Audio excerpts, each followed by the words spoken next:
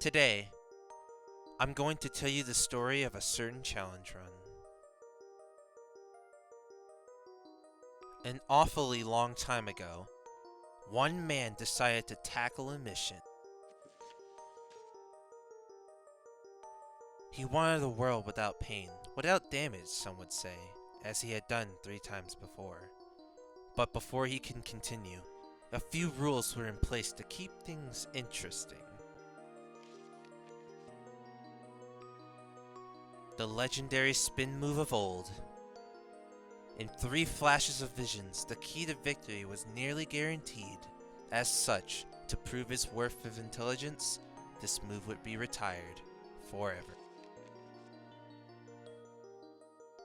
Badges. All power is fueled by these trinkets, sometimes a bit too much.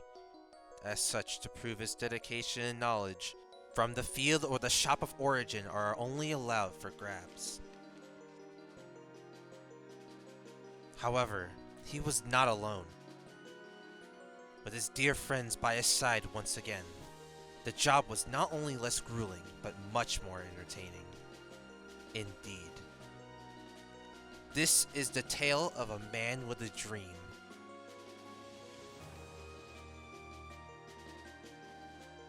A dream where he can play his favorite game again. Will he be able to complete his dream? This is the Paper Mario TTYD No Damage Challenge.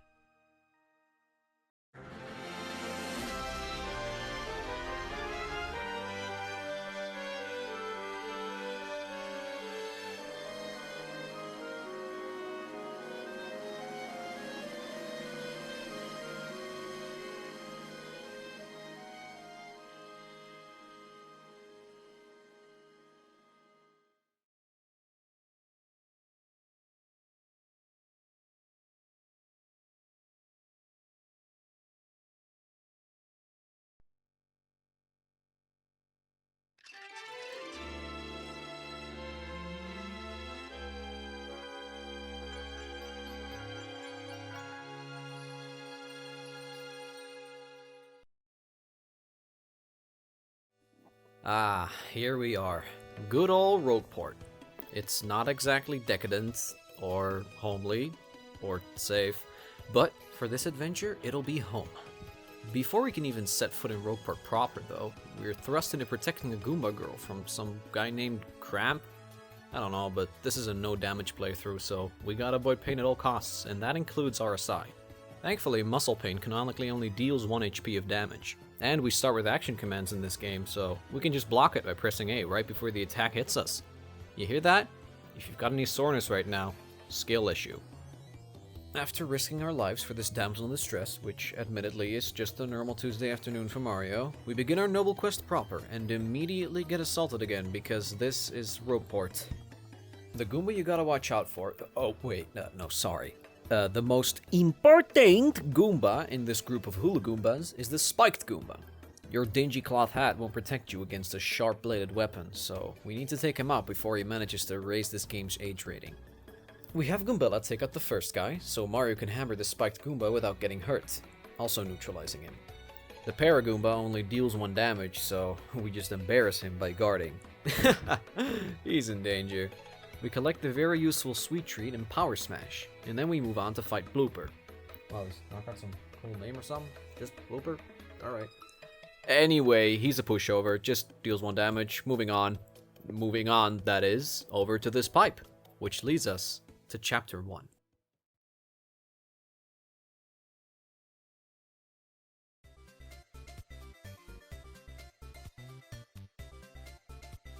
We are hit with a splash of colors as we arrive in Petal Meadows. We make a beeline for Petalburg to pick up a POW block and a few courage shells. Seriously, courage shells are super good, as they boost your defense, which I'm sure you can imagine is a handy thing to have.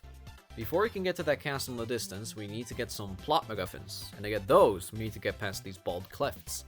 However, because being bald is a sign of inferiority, these guys are pathetically weak and only deal 1 damage. We easily dispatch them with a POW block we found outside, and move on to do it again. And again. There's actually a quiz the third time though, but Spy fills it here on purpose because he'd rather just use an extra power block than sit through the quiz. Chad behavior, to be honest. Anyway, in the amazingly named Schwank Fortress, we relieve the Sun and Moonstones, the aforementioned MacGuffins, from the Fuzzy Guard's possession. The first group is rather simple, as we just burn them up with the Fire Flower, and the Golden Fuzzy isn't much tougher because he just does 1 damage anyway. Easy. Now that we have the stones, we head back to the first room of Chapter 1, though we reluctantly pick up Koops along the way. Koopikoot then hits us and... Wait, she hits us? That was a cutscene, so it doesn't count, right? It doesn't count? It doesn't count. I say it doesn't count. After not taking damage, we finally enter Hooktail's castle. We get into a fight with the Red Bones, which we dispatch with a Fire Flower and a Power Smash. And then we collect Paper Mode. Nintendo would like to know your location. And Attack Effects A. Yes, this badge is actually useful. We can now head straight for Hooktail's lair. Room... thingy. I'm not really sure. Her base attack stat is a whopping 5. By equipping the 0 BP cost Attack Effects A, she'll lose 1 attack stat every time we hit her, down to our magic number of 1. Just jumping with Mario and Goombella, or even just getting off a decent power bounce will do the trick. And from then on, the fight's a cakewalk. Wait, what's she asking? Oh, come on! If you say yes to that, you deserve to get hit. Christ. Anyway, after saving Koops' dad, which I forgot to mention, he gives us the Diamond Star, the first of the 7 crystal stars we need to collect on this journey. Cue the fanfare! Or not, I don't know how this video will be edited.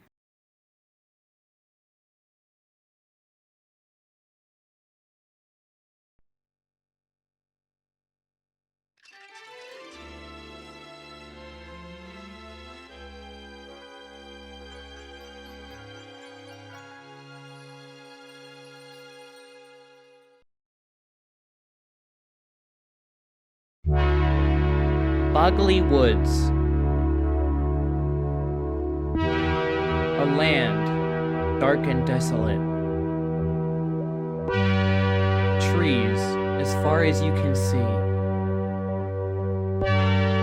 And let me just tell you, it absolutely fucking sucks. Getting the Diamond Star gives us Earth Tremor, a fantastic move. It hits all enemies on the field for 6 damage depending on how good you hit the action command. This will definitely carry us into the next chapter when we want to wrap up a fight quick. Back in town, Spy upgrades Goombella as she gains Multi-Bonk, a copy of Power Bounce, and equally is busted. Once we do the door sequence and meet up with Punio, we enter that place that I said. That sucks. Now to progress, we need to go to Flurry's house and get her necklace, which the Shadow Sirens nabbed earlier. So after grabbing Quake Hammer, now we have to walk all the way back there and fight them. Vivian has 10 HP, Beldam has 9 HP, and Marilyn has 12. At the beginning, they all attack with their own punch variation that only does 1 damage, which doesn't sound bad at all. However, once any of them are under 50% HP, they will switch to using their spells instead, which not only hit much harder, but it is also our first instance of piercing. When a move has piercing, all defense is ignored, with the only exception being the normal guard. That means no defense plus, no damage dodges, no defense buffs, and not even Koop's natural defense will help in any of these situations. So the damage dodge we got earlier doesn't help. What we can do instead is this. When the fight starts, we can use Power Shell and Quake Hammer. This will still have them all above 50% HP. After blocking all of their normal moves, we use Earth Tremor. This will knock out Vivian and Beldam, leaving Marilyn with 2 HP, which we can just shell toss and finish the fight. With the necklace in hand, we walk all the way back to Flurry, who joins the squad. With Flurry in our literal hands, we can walk all the way back to the tree and finally enter. The place is guarded by a few X-Nauts who died to Goombella Head Bonker Power Bounce. Now, once we get the red key, we have to play a game series that'll never have a 4th entry.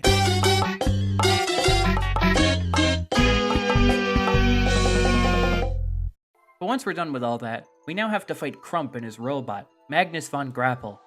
This fight is very annoying as we need to kill him by turn 3, If not, he will more than likely do this earthquake attack that will always do 2 damage and will pierce. This is where Soft Stomp comes into play. We can use Soft Stomp to get rid of his defense so we can do more damage with Spin Jump and Goombella, letting us cut through his 30 HP rather quickly. After defeating him, we take back the Emerald Star for ourselves.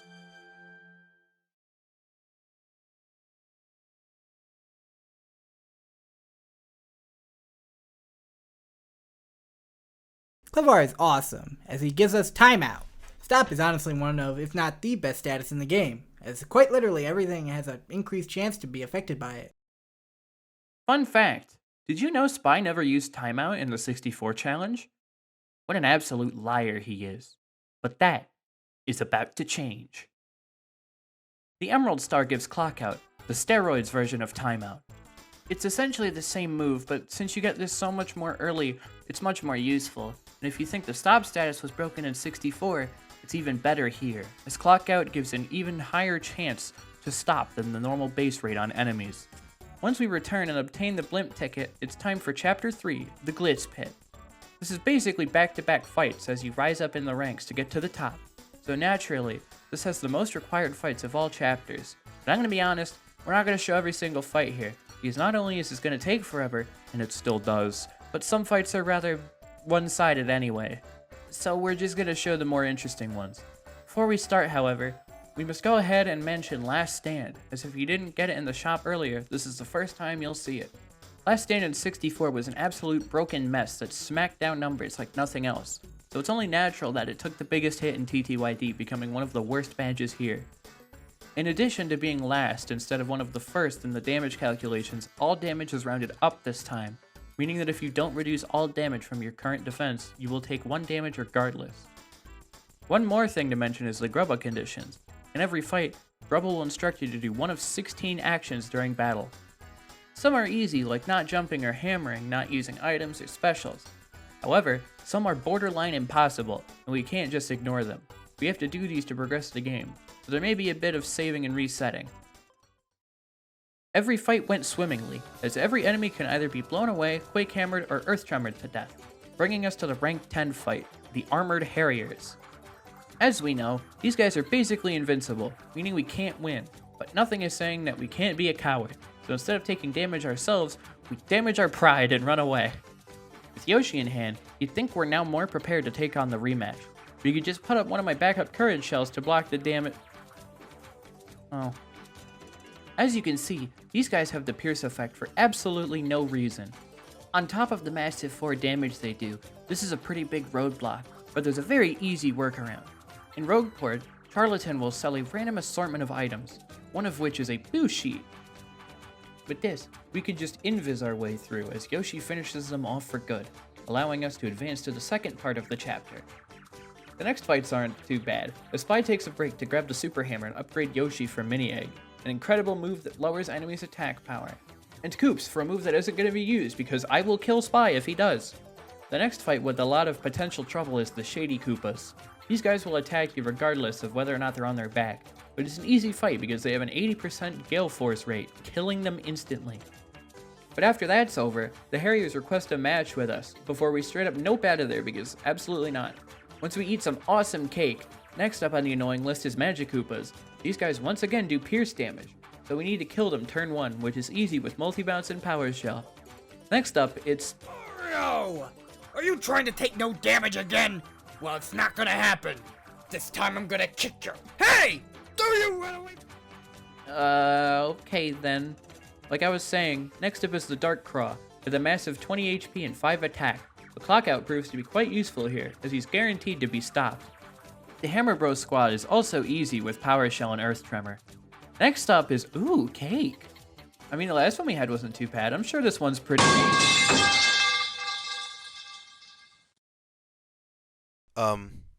Geek? You good? Hello? Okay. While we get Geek some help, I'll cover the next 2 fights for you guys. The Raid Chain Chumps look very difficult, but with only 6 HP and a perfect Earth Trimmer, they go down just like all the same. All that's left is the Dark Koopa Troll, which if you just Quake Hammer, the fight's basically over. Okay, I think I'm fine now. Where are we? Oh, I see now. We made it to Rockhawk, the champion.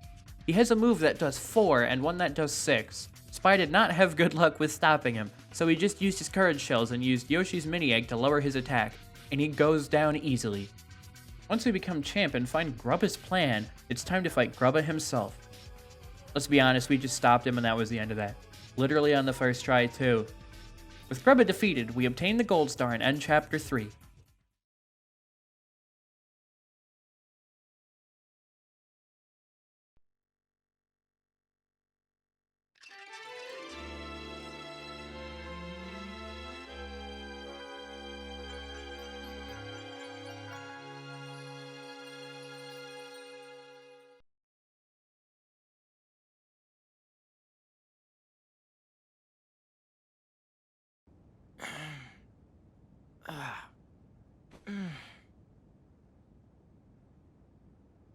Another dream about him.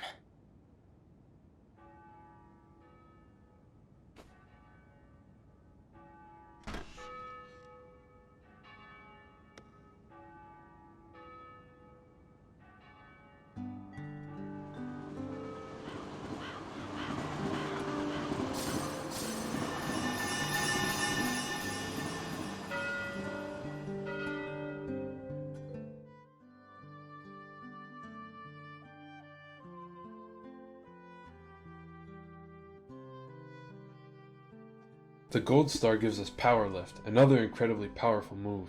It buffs both our attack and defense from about 1 to 4 depending on how RNG feels that round. Once you use this, you'll have a hard time getting hurt, as long as there's no piercing moves of course. The only other concern is the buff wearing off, but with the power boost it has, defeating all the enemies before it runs out shouldn't really be an issue. To get to Chapter 4 we need to enter this pipe, but doing that on its own isn't good enough. After we try and go down the pipe, we need to go down this alleyway, have this guy give us a tattoo, and then go back to the pipe and try again. I don't know why they put this backtracking here for no reason, but hopefully it isn't a sign for anything to come. I'm gonna be honest, Chapter 4 has way less combat and action than Chapter 3. There really isn't much here. Once we gain access to Twilight Town and grab the Tude mode, it's just a bunch of small puzzles and easy to avoid enemies until we get the creepy steeple.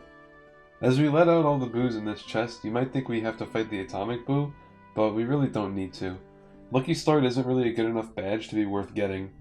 So since Spy is too afraid of ghosts to take him on anyway, we'll be skipping him for this challenge. Once we make it to the top, we encounter some Duplighost that challenges us to a fight.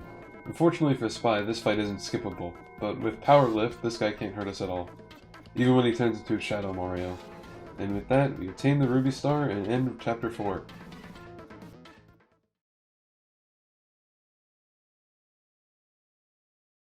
Is what I would say if that was actually the end. As well you can tell, we kinda got beat up and lost all our friends. Whatever, it's not a big deal.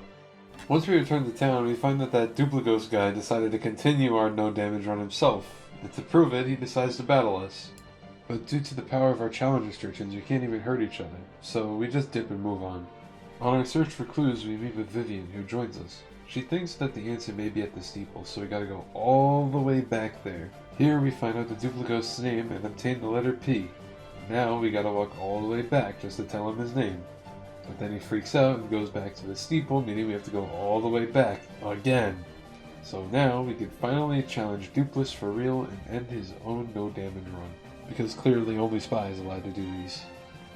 Here Spy uses a Courage Shell to wait for Vivian to come back before using Power Lift.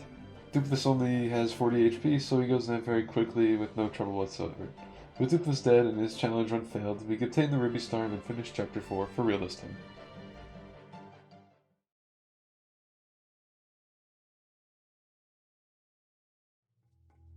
The Ruby Star grants us access to the special move Art Attack. It's a decently powerful special move. It's honestly best as a finisher for finishing up just a single enemy or a group of enemies with weird HP numbers. Now that we're back, the map points us to an island, so after gathering our crew, we ride to Keyhole Key. But unfortunately we get assaulted by Phantom members. Once we wreck, they challenge us again, but having a 90% gale rate, they pose no real threat to us outside of cutscenes. After some running around helping our friends and gale forcing some embers, we help Bobbery up and he joins us as the last partner in the game. With Bobbery in our party, we're ready to enter the Pirate's Grotto. There isn't really much to talk about here though. There's another Ember battle we have to do, but again they aren't much of a threat here. Killing them though gets us access to boat mode, which we'll need to move on to Cortez's ship. This fight is a bit more annoying than the others, but it's nothing too bad. The main issue is that he has 3 separate phases we need to get through, and while Power Lift can carry us through the first few phases no problem, by the time we make it to the final phase, it'll wear off. For the final phase, we need to get rid of these weapons because they can be very problematic. Luckily, Flurry's Gale Force can help with that. Once he's all alone, we can finish him off and grab the Sapphire Star, ending Chapter 5. Is what I would have said if that was actually the end. But no, Crump is salty for what we did to him in Chapter 2 and he wants a rematch. The first phase of this fight isn't too bad, as long as we can keep our power lift into the second phase. The problem here is the X-Knot Ball attack. This attack has 5 attack power and has terrible guard timing for the back member. If you don't hit the A button in quick succession, you'll miss it, because for some reason this is one of the few attacks in the game you actually need to press the button separately for the partner to guard. It's very similar to the Lantern Ghost Shine attack from 64. Thankfully Spy got a very lucky run with plus 4 defense on Powerlift, and it didn't matter much, beating Grotus and ending Chapter 5 for real. Grotus? The fuck? We haven't even gotten that far yet. What?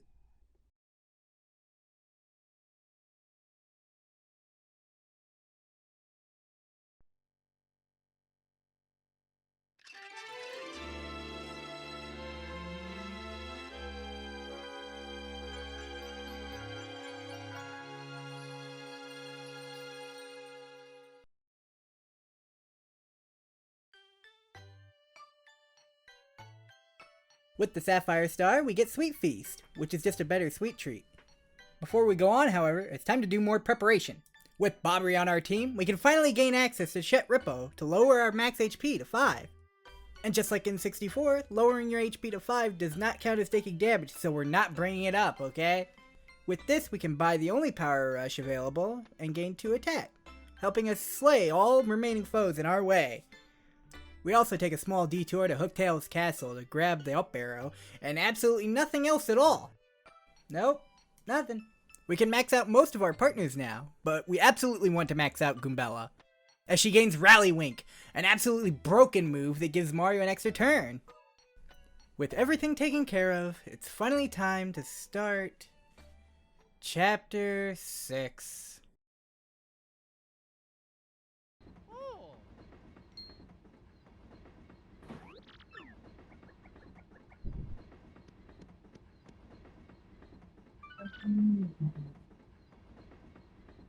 I'm gonna get a pipe bomb in my room. No!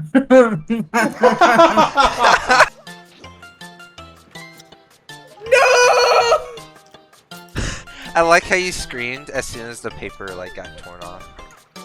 the stairway to... I watched the fucking demo look at me and he was like, blue text dead people can't do it.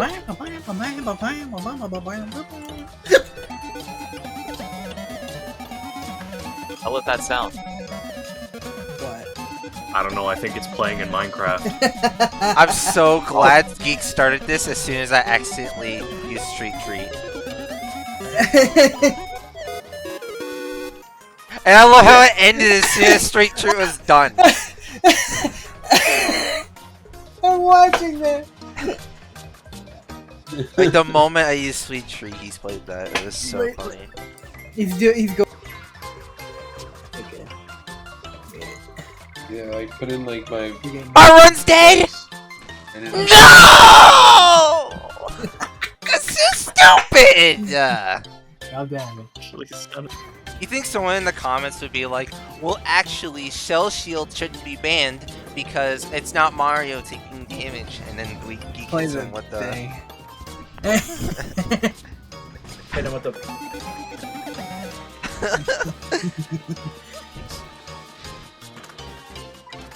It's the funny.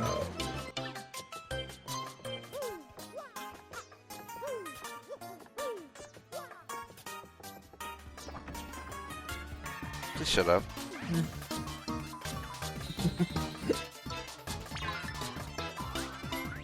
Oh no, I got hit! Oh my God, my It's over, dude. It's so over. My bones! It's over. The run's over. Mario! I can't even kill him. How much HP does he have? Are you trying not to take damage again? I'm gonna kick your ass!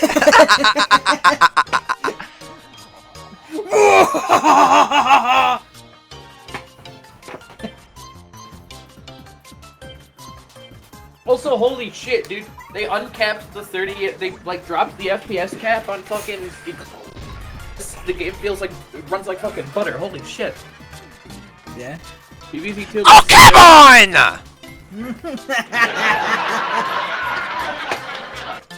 Yeah. What? This song from TPYD. Sadness and happiness. Sad. Oh, we look for it? Why does he look like a ditto? What are you talking Oh, about? Is that normally what he looks like? There's no way. That's what I'm saying. Like they're like. What's his name again? Prince Mush. What? Prince Mush. He looks way different. Nah, he looks normal. Normal? I just looked him up. What did they do to him? I don't know. He This is what I hate about He freaking- looks completely like a He ditto. looks like he looks like he has brain damage. That's how he normally looks. You know, normal. Boy, Gary. Wait, I have to actually like look at the picture. Dude, what the they shrunk his eyes for no reason. What? There's so many shine sprites in this area. You're That's a awesome. fucking freak. Scotland's not a real country. Those fire dudes are just. What are those fire dudes doing? They're interacting. Interacting. The chat. Wait, they're getting closer to each other. Now kiss. Whoa. Whoa. Sex! Sex! Ah! Ah! Don't worry, geek. Spy was lying. Seconds isn't real. Thank God!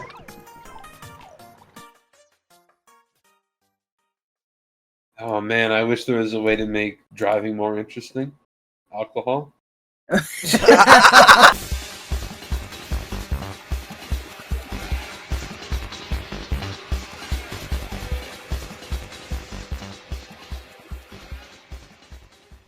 Now we battle Smorg. One power lift and a fiery jinx will make him skip a turn while being exposed, letting us destroy him with all of our power. After all that nothing that happened, we finally make it to Poshley Heights, get into the museum, and grab the Garnet Star. Finally ending Chapter 6.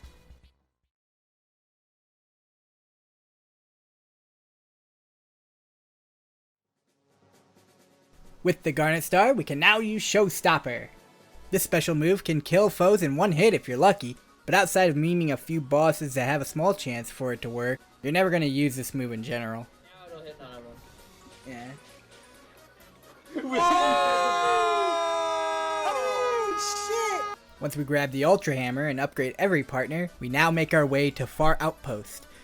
Once we get into town, we meet with the Bob-Ombs that live here. They say they'll operate the cannon here if they can manage to get a contract from Gold Bob, which is simple, and the operator, General White, which is somewhere in the world. So now we have to go looking for this guy somewhere, making us go here, and here, and here, and here, and here, and here, and here, and here, and here, and here, and here, and here, and here. Why do people like this game again? After many millennia, we find General White in his own house. And with the contract, we can finally shoot ourselves and awaken our person. Wait, wrong challenge. We can shoot ourselves to the moon. After a slow and boring walk, we make it to the X-Naut Fortress. This place is absolutely annoying. Small tight hallways with X-Nauts, these puzzle rooms that will hurt you if you step on the wrong tile, and it takes forever to grab all the key cards to continue, as well as using the numbers 014029 to get through a door.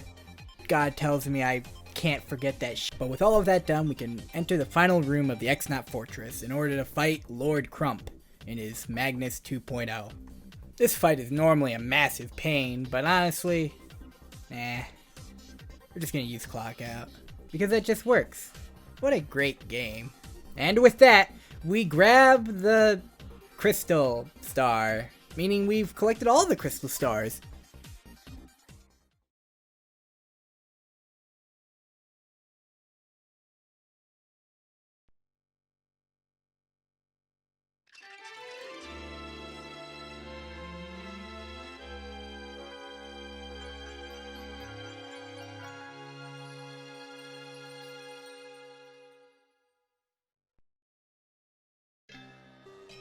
With all the crystal stars in hand, we can now finally enter the 1,000-year door. Also with that is Supernova, a powerful move that does 15 damage max, killing nearly any enemy in one hit. Now we enter the Palace of Shadow. This place is an endurance run, many enemies, many obstacles. We do make it to a Dark Bones, but with our new Supernova, this turns into a cakewalk. Now if you thought this would get any better, it doesn't.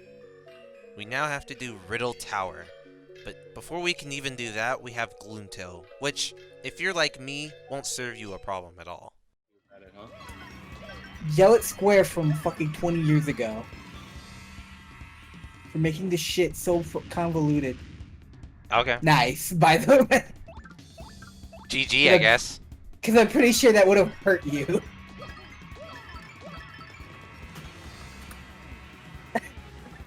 Anyway, moving on. My man just stood up Gloomtail and fucking took a breath because it fogged away. I'm not re-recording that, by the way. No, that's the take. Yeah.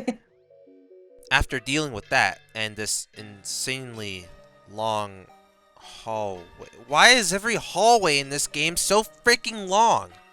We now make it to Riddle Tower, and after 10 minutes of actual boredom, we now have to fight the Shadow Sirens with Dupless again. I think you should know the drill by now, so yeah. After a few more rooms, it's Garota's time.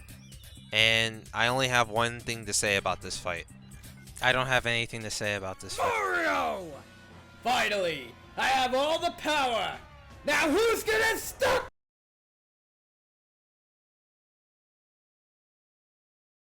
Oh. Well. Alright then. Anyway. After sadly, depressingly, unfortunately not becoming the final boss's servant, we now fight the final boss instead, the Shadow Queen. With all of our power, we can easily force her into her second phase, but here we run into a very dumb problem. In this phase, she is fully invincible, but you need to fake hit her a few times to progress the fight. The solution here is pretty obvious. We need to boo sheet. Here I just double dip 2 boo sheets to get past this phase. Once we are past that though, now comes the true final fight. With 150 HP, absolutely powerful attacks, attacking with all of her hands, and having no HP to live any of her attacks, this is, without a doubt, one of the hardest, if not the hardest final boss I have ever...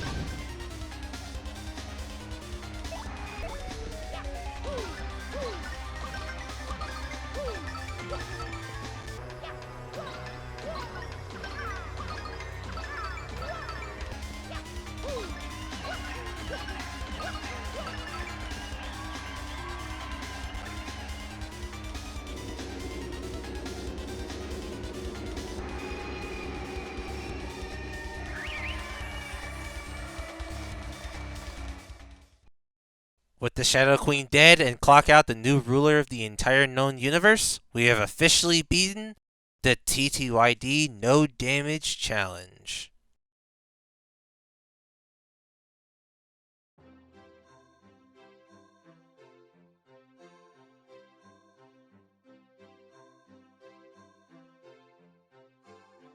Once again, I thank all of you for sticking around and watching the video. Making these is a very awkward experience for me, but it makes me happy to see that all that time and effort is enjoyed by everyone. If you like this video, let me know. But if you don't, let me know how I can improve. As you can probably tell, I'm kind of running out of Paper Mario games to play. But if you guys really want me to cover the remaining games, please let me know. And maybe, just maybe, it will actually happen. No promises. As you can tell, I'm pretty slow when it comes to getting these out. Until next time, you all have a very nice day out there, and goodbye.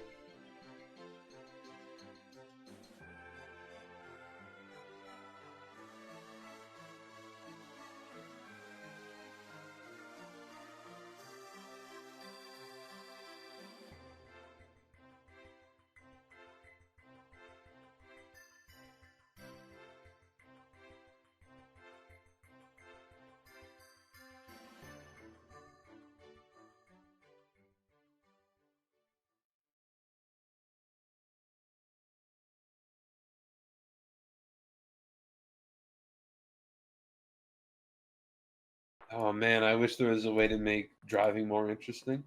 Alcohol? Where did that come from? Where put that did in the that video? come from? Can we put that in the video? Just completely out of context.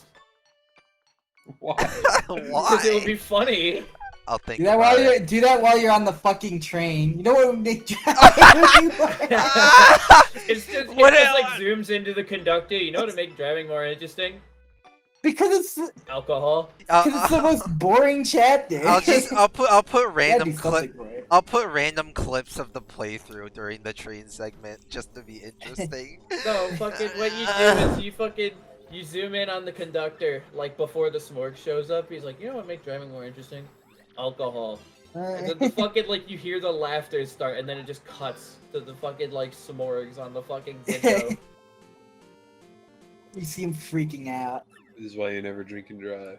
Yeah. Oh, this smorg is gonna cover your fucking train.